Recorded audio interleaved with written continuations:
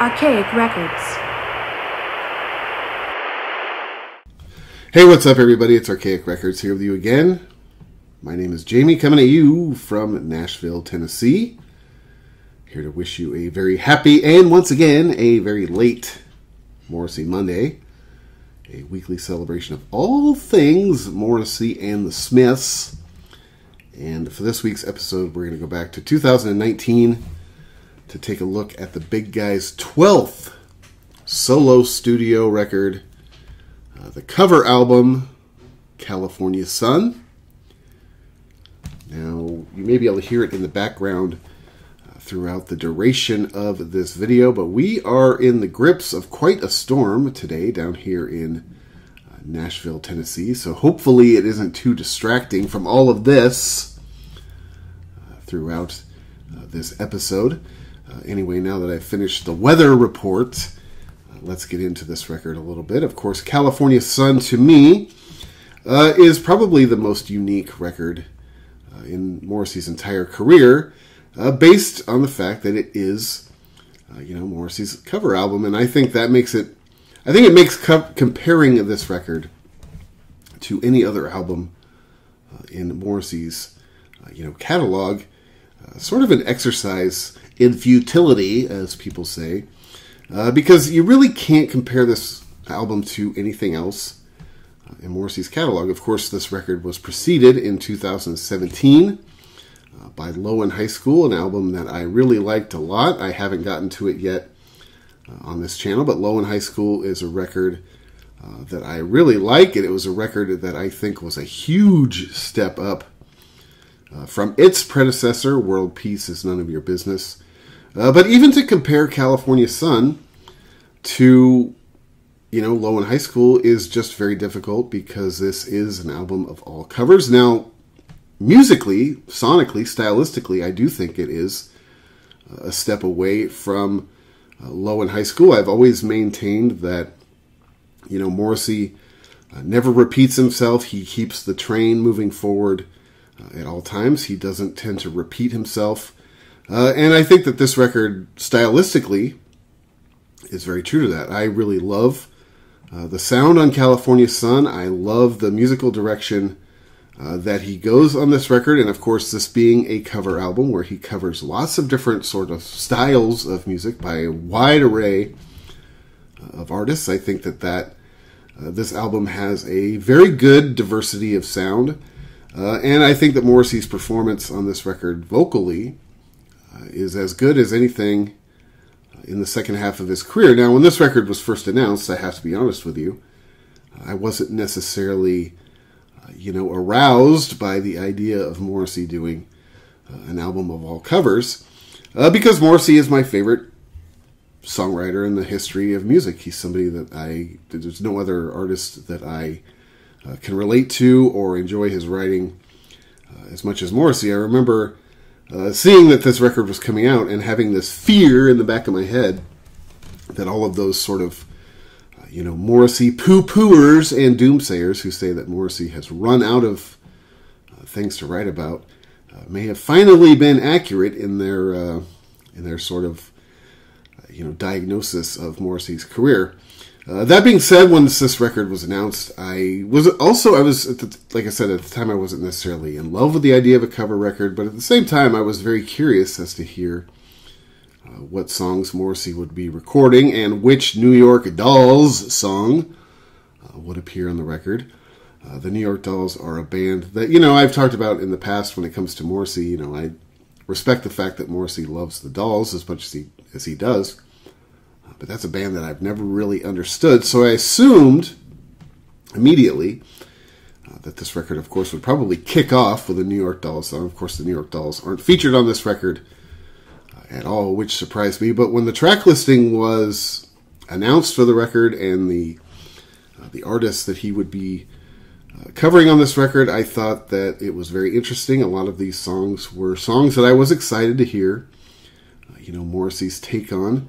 A couple of the artists really didn't surprise me. There were a couple that did surprise me. One very pleasantly surprised me for some reason. I don't know why it surprised me so much, but when I saw, one of the songs in particular, who is an artist who is one of my all-time favorites, one of my heroes of all time. I was really excited to hear that song. This record came out on May 24th, 2019. It was produced by Joe Cicerelli.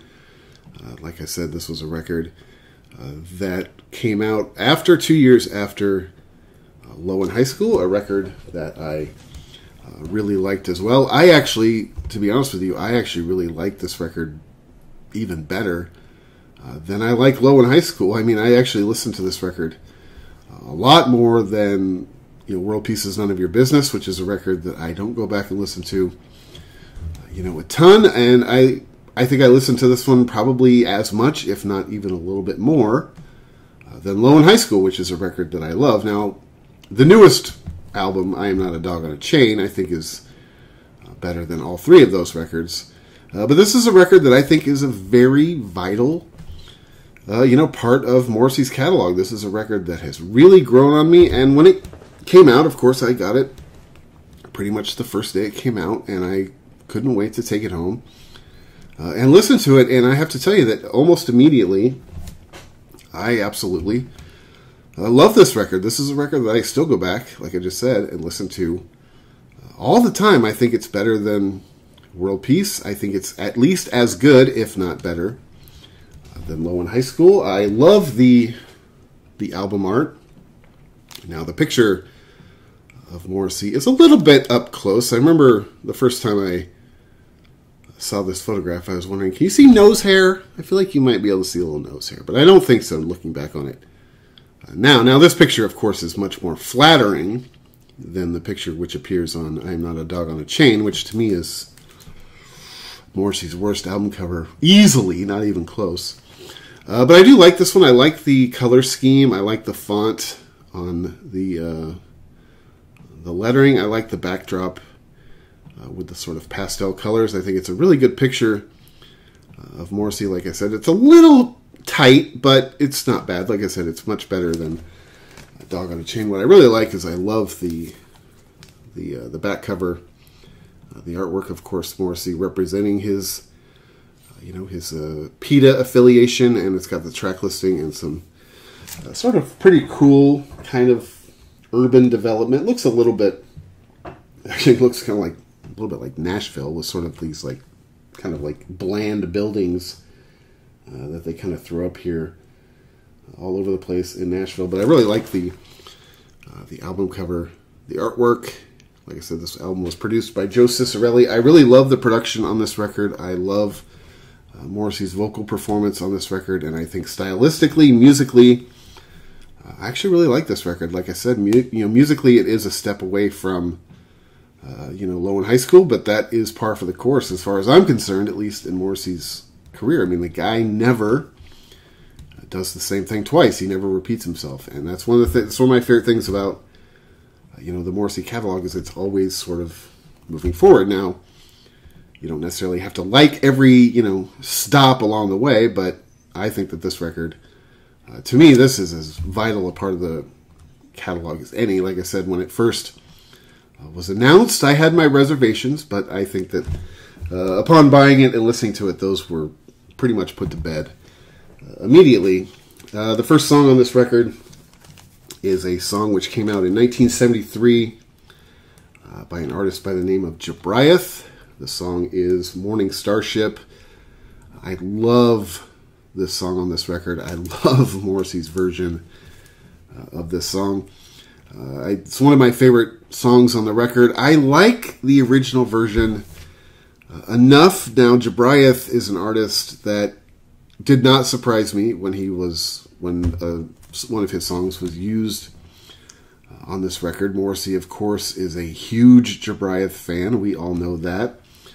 Jabriath is an artist that Morrissey sort of pimps a lot. He's an artist that I've really gone back and over the years I've really tried to give a chance because of the fact that Morrissey loves him so much. Now, I mentioned before, I'm not a fan really of the New York Dolls. I mean, I never have been. They're fine. They're okay. I don't understand anybody's obsession with them, let alone the big guy. But Jabriath, to me, is an artist that I like enough. I don't love.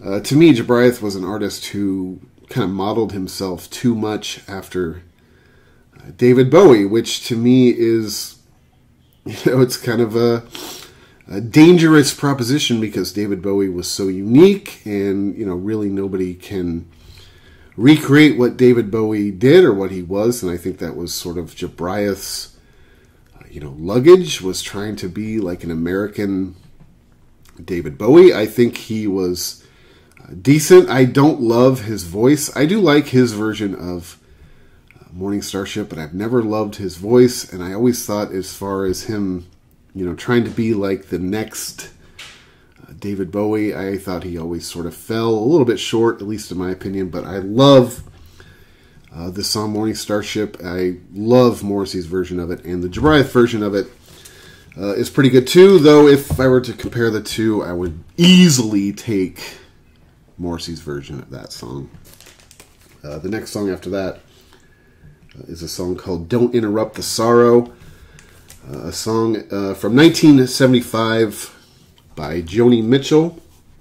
To me, this song is written sort of about, her attitude towards the patriarchy and sort of, traditional suburban female roles.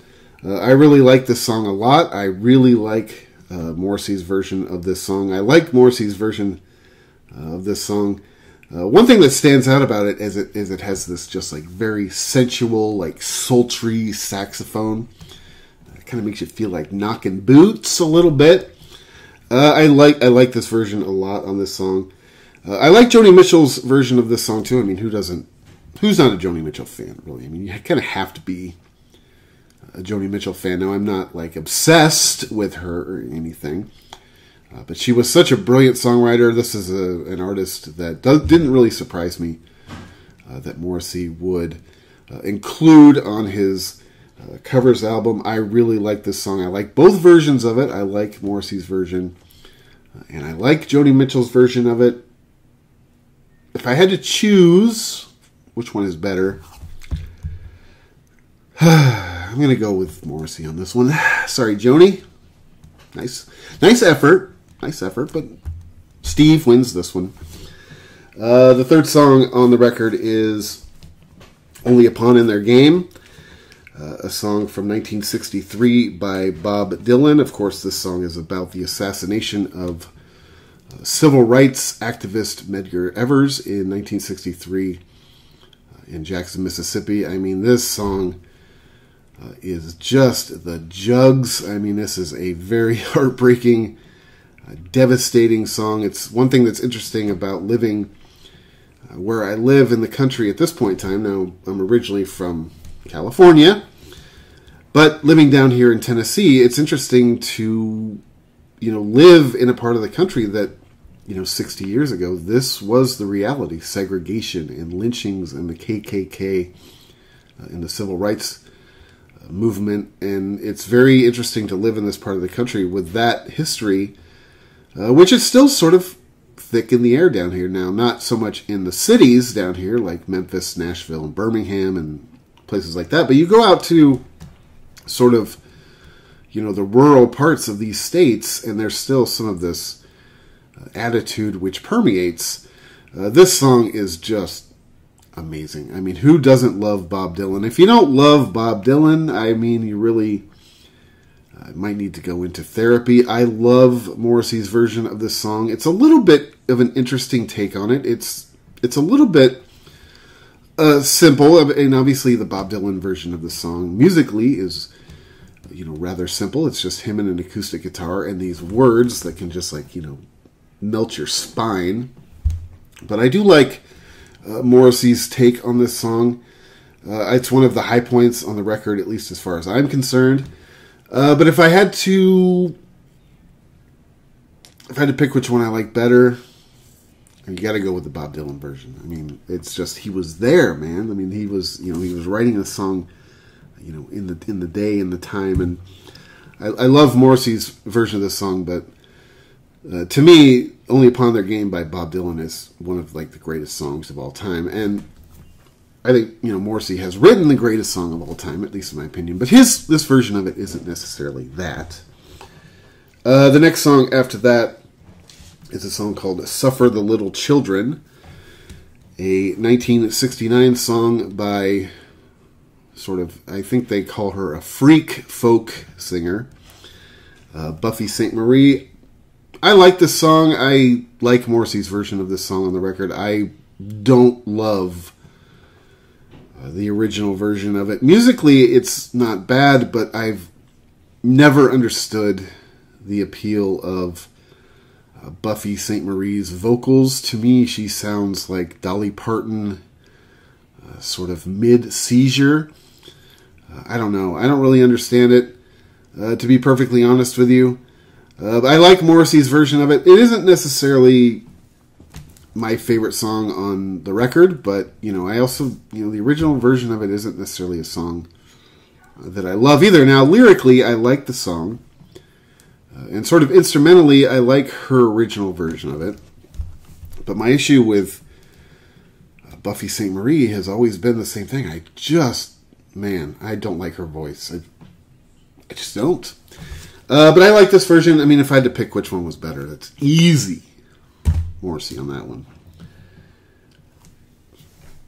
After that, oh my God, is the best song on the album. The best song on this album and the best original song of the collection. And this is the one that one of the ones that kind of surprised me. I don't know why it surprised me. Maybe it shouldn't have. This is not an artist I've really ever heard Morrissey talk too much about, but he is one of my heroes just of all time. Music or not music, he is just one of my heroes, in the history of the world. And that is Phil Ochs and his 1965 song, Days of Decision. My wife and I were up in New York about a month and a half or so ago, and we spent one night walking around Greenwich Village. And the main reason why I wanted to go to Greenwich Village, which, there's no reason not to go to Greenwich Village. It's such a great, awesome neighborhood. But the reason why I wanted to walk through Greenwich Village one night was Phil Ochs. My relationship with Phil Ochs, he is one of my favorite artists of all time. I did do an episode on Phil Ochs a couple months ago on this channel. I mean, not only is he musically one of my heroes, he's just one of my, heroes in life. And my wife and I went up and we were walking through Greenwich Village. And as we were walking through Greenwich Village, we were up there, we were in the village at night. And it was kind of cold and misty. And I just remember walking through the neighborhood, and I just was thinking about Phil Ochs. I was thinking about his life. I was thinking about this was his neighborhood. This is where he walked around. This is what he saw. Now, of course, he lived back there in the early 1960s. So he wasn't necessarily looking at all of these soulless yuppies who have, gentrified the neighborhood. But as I was walking around, I was just trying to see the neighborhood through his eyes. I was just obsessing over him as we were walking through the village, and we went and we found his intersection where he lived on Bleecker and McDougal. And this is somebody that I just have a connection to that goes almost beyond music. I mean, he is somebody that he and I basically, we agree on everything politically.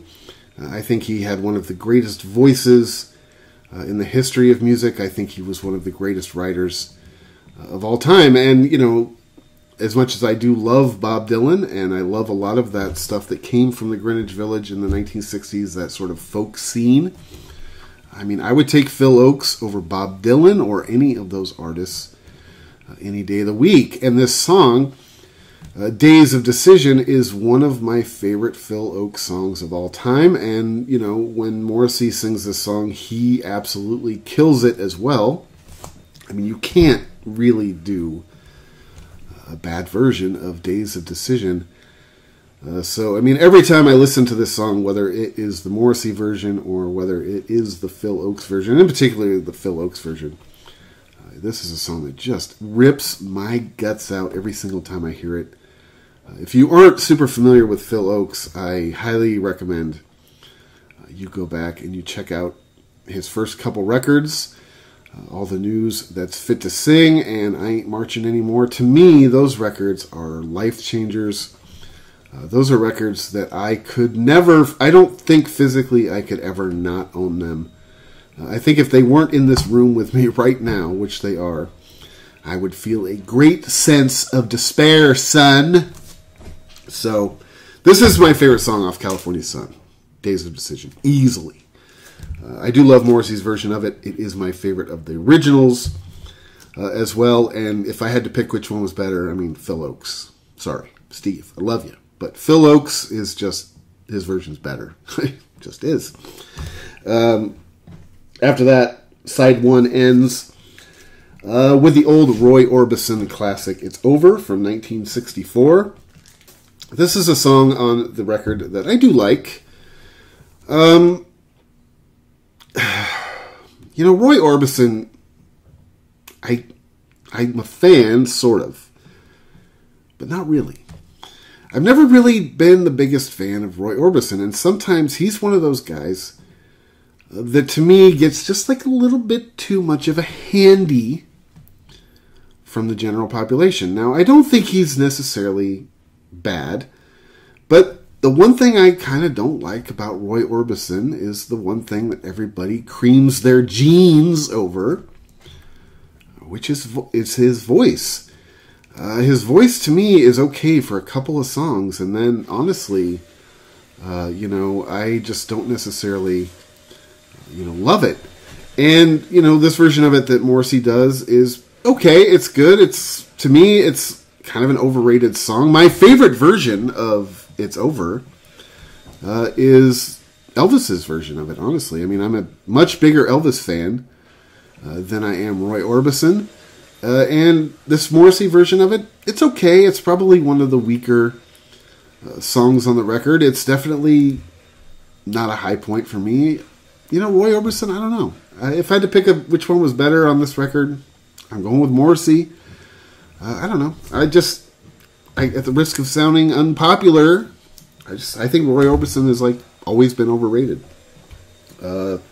Side 2 kicks off with a song called Wedding Bell Blues, a 1966 song by Laura Nyro. The Morrissey version of it on this record features Billy Joe Armstrong from Green Day on backing vocals, which is fine. It doesn't really bother me. I could sort of take or leave Billy Joe and Green Day, for that matter. I like this song. I mean, the song is about a woman whose beau has, as of yet, not proposed. This song is filled with sort of undying love and an equal amount of frustration at the subject. She desperately wants her guy to propose to her. She wonders during the song if she'll ever see her wedding day. I like this song. I like Morrissey's version of it. I like the original version probably a little bit better if I had to choose. Laura Nyro is not an artist who I am an expert on by any means. This past week I've been listening to this record alongside of the originals, and I like her version of Wedding Bell Blues. Like I said, I am certainly no expert on her catalog. So I'm going to say that I'm probably going to take her version as being a little bit better. This isn't necessarily my favorite song on the record. After that is a song called Loneliness Remembers What Happiness Forgets, a 1969 song written by Burt Bacharach, but performed, I should say, by Alison Durbin. I love this song. I love Morrissey's version of it. This is a song about a relationship which starts off, just out of this world, and then sadly, of course, comes sort of crashing back down. It talks about in the song how we had a love that everybody talked about. Reminds me of my wife and I when we first got together, we first started dating. We were just very much enamored with each other. Not saying that we aren't now, or I hope we still are now. But we used to go to this place, because we worked together when we first started dating. That's how we met. Was through working together, and every day after work, the first couple weeks we were together, we would we would go to this one place after work every day, and, we'd just kind of hang out. And we became known as sort of the make-out couple by the other people who sort of frequented this establishment. Now, if the idea of me making out doesn't make you want to blow your groceries, then I don't know what it takes. But it makes me think of this song it makes me think of that every time I hear this song, because this song talks about a relationship that starts off just so passionate, heat and fire, and somehow it just dissolves into the relationship actually eventually ending. And it's a very sad song, but I love this song. I love Morrissey's version of it. I really like the Alison Durbin version of it. This is another artist, Alison Durbin, that I can't necessarily sit here and pretend to know a ton about. I like the song. It has a real, instrumentally, her version of it has a real Burt Bacharach kind of feel to it, which I love. Of course, Morrissey's version sort of does too. If I had to pick one over the other, I'm going to take Morrissey's version, just by a little bit, though, because I really do love the Alison Durbin version.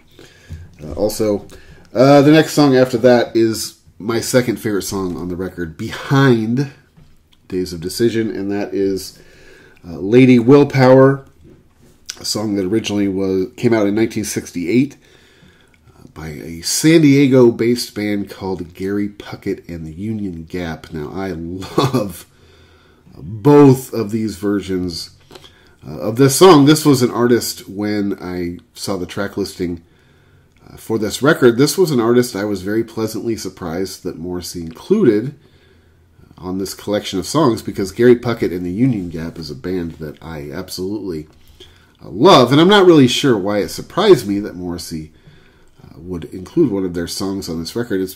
I think it's mostly because this was like a band from San Diego, of all places, which in the 1960s, to me, doesn't strike me as being, this hotbed for, great bands. But Gary Puckett and the Union Gap, if you haven't gone back and listened to, a lot of their catalog, these guys were the jugs, in my opinion. I love that. I just love, California music in the 1960s. Especially going back and listening to things like the Mamas and the Papas and the Beach Boys and, Gary Puckett, and even, stuff from like the Haight-Ashbury, even, the Crosby, Stills, Nash, and, I may have to hand in my punk rock ID card. But even, the Grateful Dead, I just love the California sound. Now, the Gary Puckett and the Union Gap were kind of interesting to me because they were kind of a hybrid to me of, the British invasion with a little bit of the California sound with just like a little pinch of psychedelia. I love them. I think that they are one of the most underrated bands to come out of California, in my opinion, in the 1960s. If I had to choose which version I like better, man, that's tough. Because this is, like I said, the Phil Ochs one was easy as far as I was concerned because of what Phil Ochs means to me. But I think I'm going to go with the Morrissey version just the slightest on this one. After that is a song called When You Close Your Eyes, a 1972 folk song by Carly Simon.